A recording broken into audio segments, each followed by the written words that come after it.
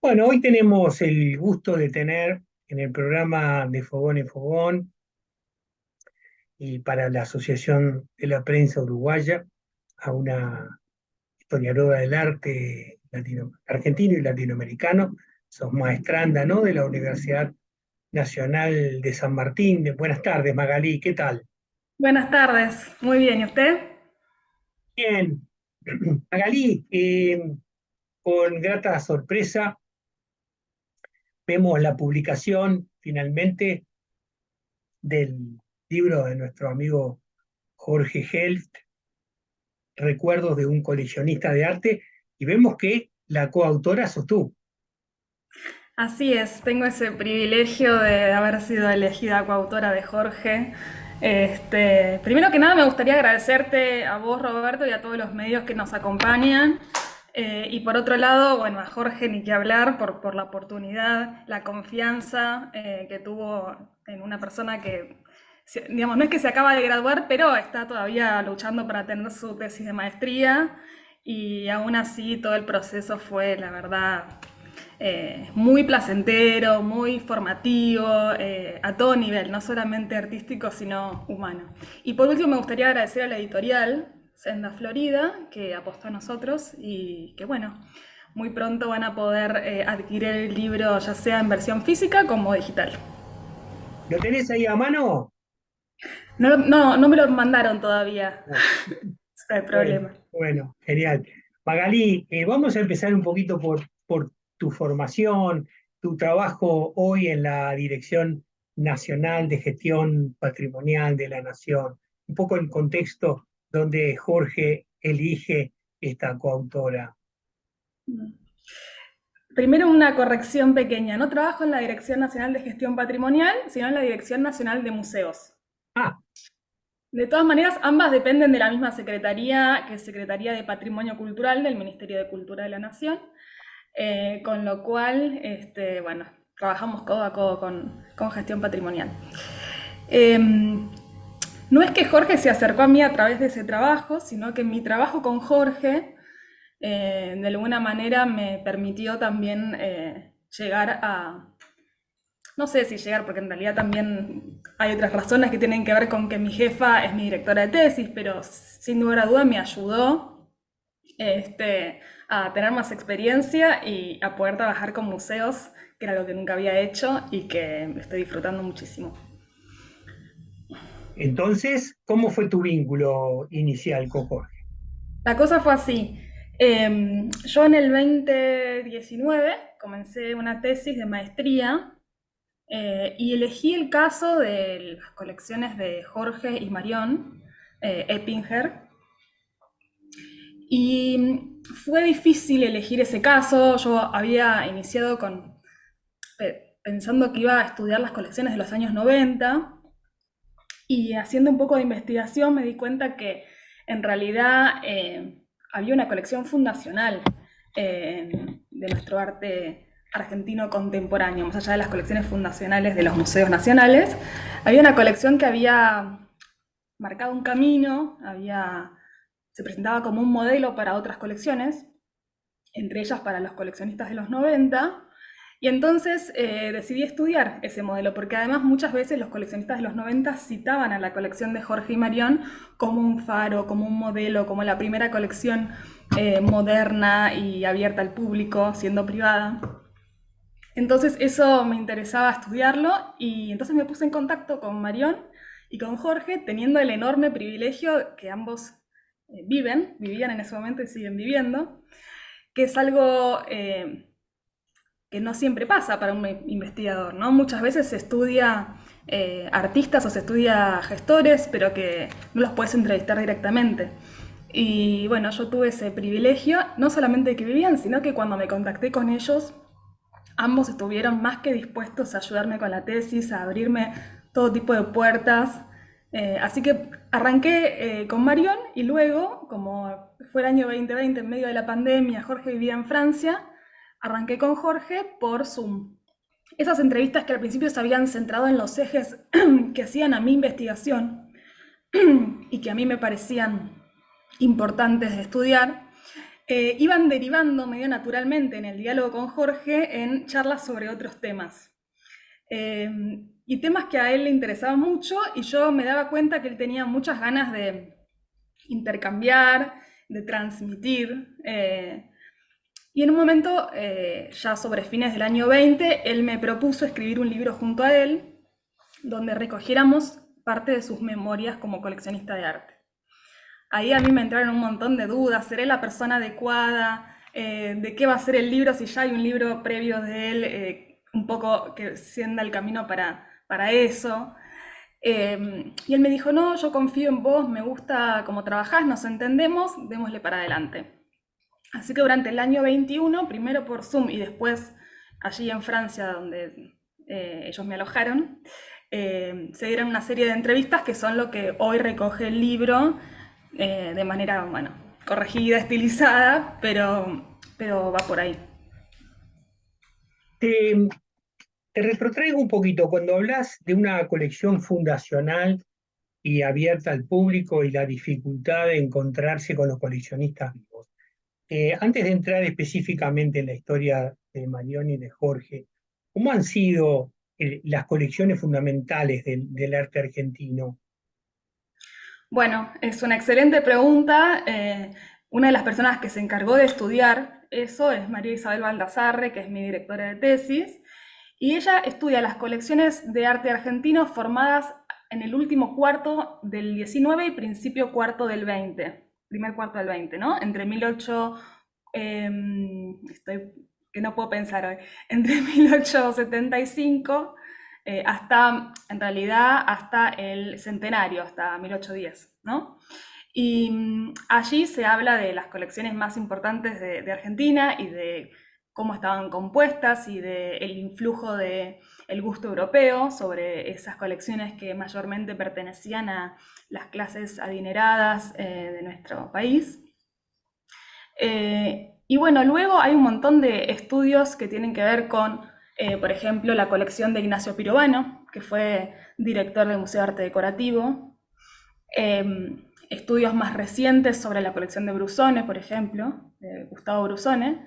Hay una investigación muy interesante que hace Francisco Lemus sobre aquello. Y bueno, yo sentía que había como un bache, como algo que no terminaba de explicarse entre las colecciones de los Di Tella, por ejemplo, los años 50-70, hasta a las colecciones de los coleccionistas de los 90. Creo que ese enlace, ese puente, la colección de Jorge y Marión lo puede explicar bastante bien. No sé si Cuando, te cuando, respondí.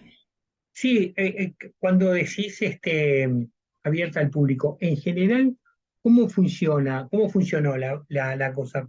¿Se mostraron después de muertos? ¿Y cuál fue el acceso al público de esas colecciones anteriores? El de las colecciones anteriores era muy restringido. Lo que pasa es que después circularon porque esos coleccionistas donaron sus colecciones, por ejemplo, al Museo Nacional de Bellas Artes. Entonces, en general, cuando se vuelven, digamos, accesibles, es cuando el coleccionista ya, no, digamos, cuando la colección está, por así decir, cerrada, terminada, y no está en crecimiento, digamos, no está en desarrollo. Y siempre y cuando los coleccionistas decidieran donar, que es algo que estaba muy en boga a principios del siglo XX, pero que luego fue cada vez más raro, por una serie de razones institucionales complejas de explicar, pero lo que para mí tiene de muy interesante la colección de Jorge y Marión, era que justamente mientras estaba construyendo, mientras se le estaba dando forma, aparte compuesta por artistas de ese momento, en ese momento Jorge tiene la maravillosa idea para mí de crear un espacio frente a su casa donde se iban a mostrar las obras de ellos y iba a ser de acceso libre, gratuito. Y siempre, por ejemplo, recibían grupos de estudiantes, grupos de investigadores, como una circulación siempre acotada, porque no es lo mismo que hoy el día el Malva, por ejemplo, pero bueno, una semilla de lo que podría haber sido eso, ¿no? Entonces, Magalí, digamos que, por ejemplo, para compararlo con la familia Ditela, la Fundación Ditela también tenía un espacio físico abierto al público. ¿No se mostraba la colección de la familia allí? Digamos, ellos tenían parte de su colección en la casa familiar. Y allí el relato de Jorge es que obviamente a sus conocidos los hacían entrar, pero llegó un momento que la colección obtuvo cierta notoriedad y ellos no querían abrir su casa, su espacio doméstico a grupos de grandes personas en cualquier día y horario. Pero Jorge tuvo esta idea de decir, bueno, parte de nuestra colección va a tener un lugar especial para mostrarse y también tuvo otra decisión para mí estratégica que tiene que ver con no elegir el que se iba a mostrar enfrente, en lo que él llamó enfrente, que es este lugar especialmente pensado para mostrar obras de arte, sino que llamó a Samuel Oliver, que era un ex director del Museo Nacional de Bellas Artes. O sea, llamó a un especialista para hacer de curador, que era una figura que no estaba del todo formada como hoy en día. No era común que hubiera un curador, y menos en una colección privada. Entonces, ese gesto tan moderno de él, porque implica también tener una proyección pública de su interés privado, este, creo que marcó la diferencia. Y otra diferencia, otra pregunta que te quería hacer un poco como comparando la colección de María Luisa Bemberg con la de los Hirsch en el Museo Nacional de Bellas Artes. ¿Cómo lo comparas? Digamos, en la historia del coleccionismo argentino o el coleccionismo de arte argentino hay distintos momentos, ¿no? Y como te contaba al principio, eh, yo lo que rescato es que haya habido coleccionistas, que los Berrico, los Santa Marina, que hayan querido donar esas obras a un museo nacional. Hoy en día es muy raro que eso suceda. Ni hablar, o sea, ni siquiera toda la colección, sino obras de la colección, es raro que ingresen a los museos nacionales. Entonces, aparte porque hay todo un proceso burocrático bastante complejo y largo, pero más allá de eso, no está en la voluntad de los coleccionistas, en general en la actualidad, donar al erario público o visibilizar esos objetos que reunieron, ¿no? Para mí lo que lo vincula a Jorge con esos coleccionistas es esa voluntad de proyección pública, ¿no? Y de cierta idea como de pedagogía, de que tenemos que mostrar esto para que los artistas jóvenes conozcan a los artistas de trayectoria, para que los estudiantes conozcan a nuestros artistas. Eh, una idea ahí muy de, ¿cómo decirlo? Como de apuesta a lo propio, siempre parados en una posición muy estratégica que es entre lo público y lo privado, porque ellos se desarrollan como coleccionistas privados y tienen una fundación privada, pero aún así colaboran, sobre todo Jorge, muy estrechamente con las instituciones públicas y cuando no colaboran, aún desde sus espacios privados, piensan en una proyección pública. El caso de Jorge tiene más la característica de que él presta mucho, ¿no? Sí, sí. También una cosa que no es tan frecuente, sobre todo con las obras muy valiosas. En general los coleccionistas toman muchos recaudos, piden una serie de reaseguros económicos y sobre todo para las instituciones públicas es muy difícil hacer muestras cuando el coleccionismo no está tan dispuesto a prestar. En el caso de Jorge es lo contrario. Jorge, justamente una de las cosas que me decía, yo no quiero tener una colección de objetos estancos para que solamente los pueda disfrutar yo. Dice, porque además yo puedo ser el dueño, digamos, legal de la obra, pero el dueño intelectual de la obra sigue siendo el artista. Entonces yo cuando compro una obra, yo también me estoy comprometiendo a darle difusión. Es, forma parte de la propia ética del coleccionista, si se quiere, mostrar. Eso es lo que él me ha dicho más de una vez. Eh, Siempre detrás de los coleccionistas uno piensa lo lucrativo, cuánta plata harán con este tema. ¿Cuál es el punto allí? Bueno, em, digamos, por supuesto que el arte puede ser y ha sido históricamente un campo dado a la especulación económica. Eh, Eso no quiere decir que lo valorado por el mercado en una cierta época vaya a transformarse en lo rescatado por la crítica posterior, ¿no? Y hay innumerables ejemplos. Y Jorge habla mucho de esto, de cómo él viene de una familia de, si querés, de comerciantes de arte, y sin embargo su interés nunca fue el de ser una galería o continuar ese legado de eh, mercader de antigüedades, sino, y él me dijo una cosa muy divertida que fue, yo no podría comprar y vender porque no me querría desprender. Y ahí se ve al coleccionista, digamos, que, que bueno, que es una persona que elige esos objetos desde una intimidad y desde un amor que es poco comprensible para el resto de nosotros, ¿no? Incluso eh, conociendo casos más recientes, al día de hoy es increíble la cura con la que, con la que, con la que digamos, protegen, van a buscar, rescatan, investigan unos objetos que capaz a otra gente les interesa poco y nada. Eh, Eso me parece notable también.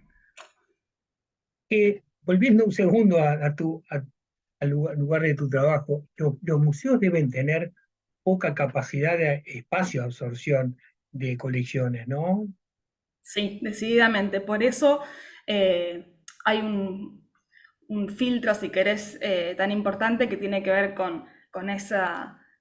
hay un comité que elige, digamos, cuando se presenta una obra para donarse, el comité elige si lo acepta o no esa donación, ¿no? Porque como vos decís, tiene que ver con varias cosas, tiene que ver con el espacio, tiene que ver con si el objeto tiene algún lugar en el relato de ese museo, si pueden dar validez de su autenticidad, digamos, hay una serie de criterios que ese comité evalúa y bueno, de las que se presentan entran pocas, digamos.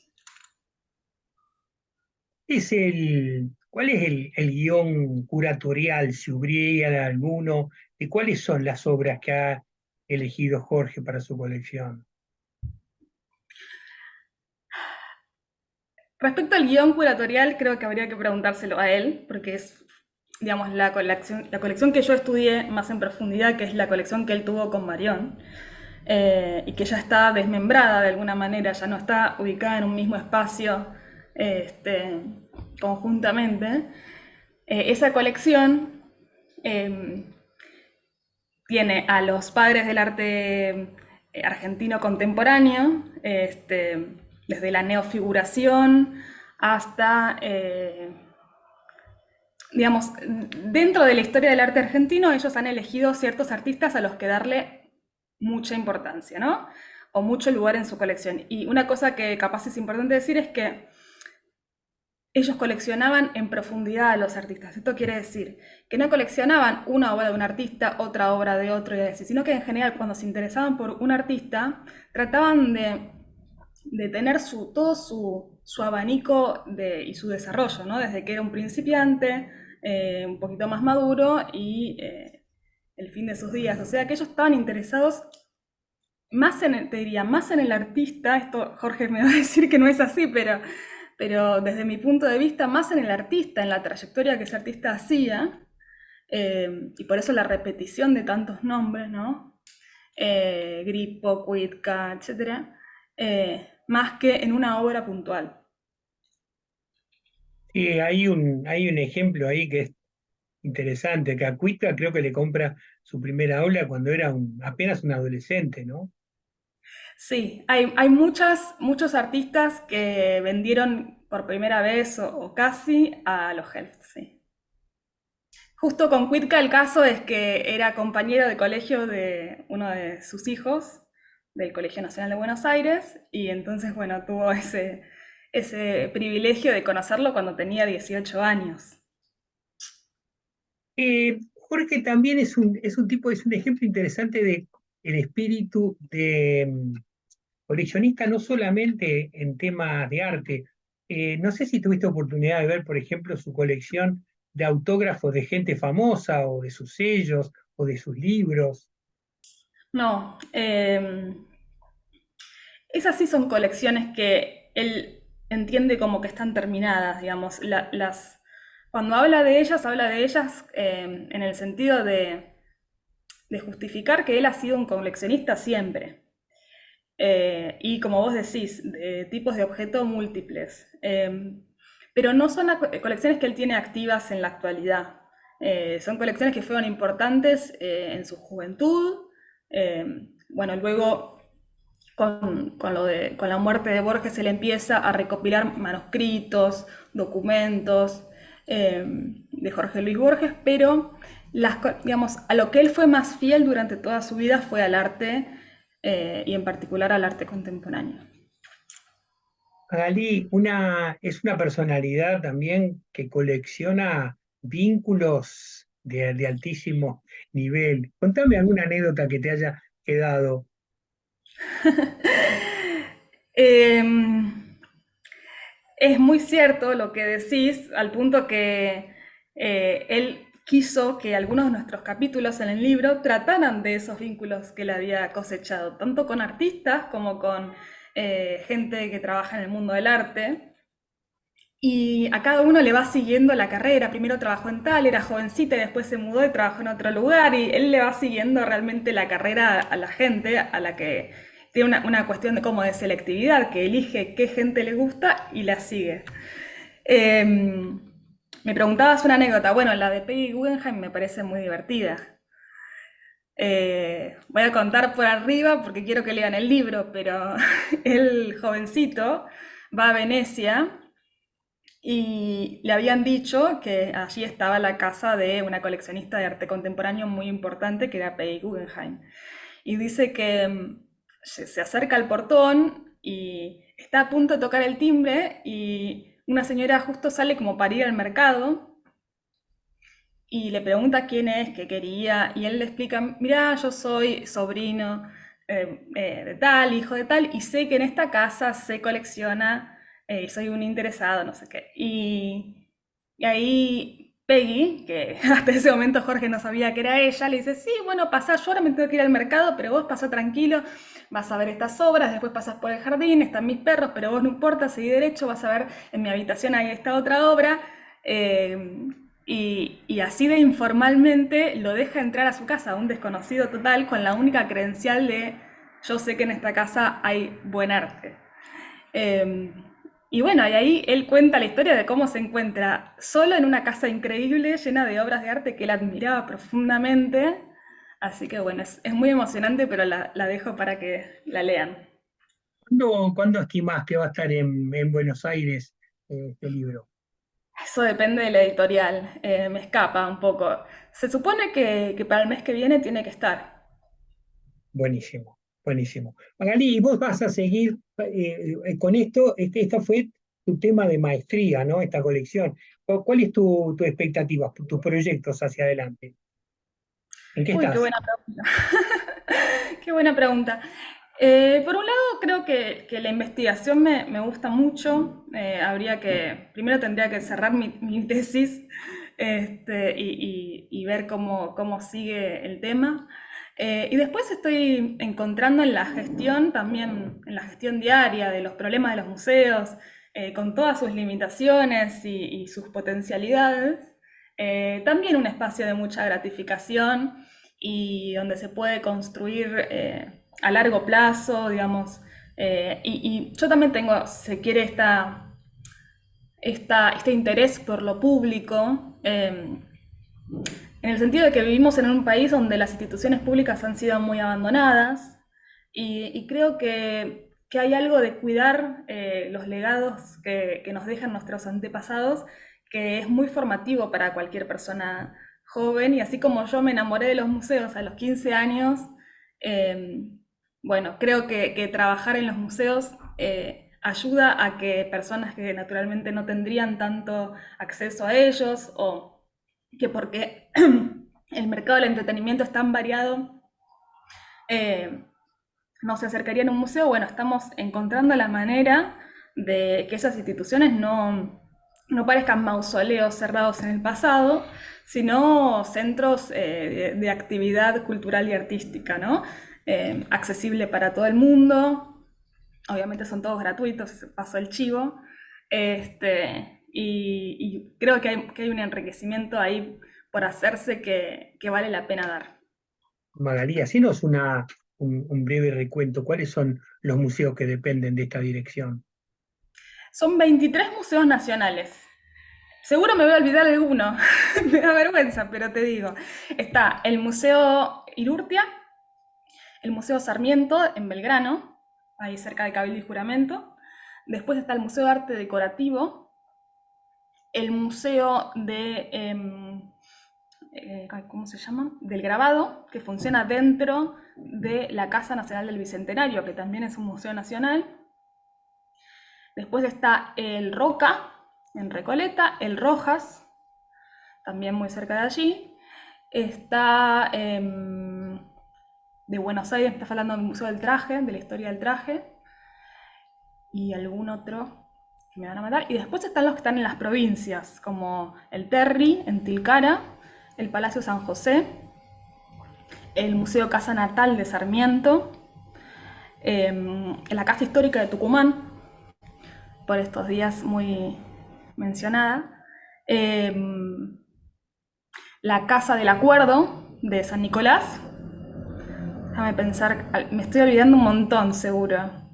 Pero bueno, si querés yo después te paso la lista. Son 23 museos nacionales a los que se suman además algunos museos que no dependen de la dirección, pero que se vinculan, digamos, no dependen económicamente, pero están, digamos, en diálogo con nosotros, que es el Museo Evita, el Museo del Hombre, que funciona dentro del Nacional de Pensamiento Latinoamericano, INAPEL. ¿Eso dónde es? Eh, Perdón. INAPEL, Instituto Nacional de Pensamiento Latinoamericano. Que es Belgrano también.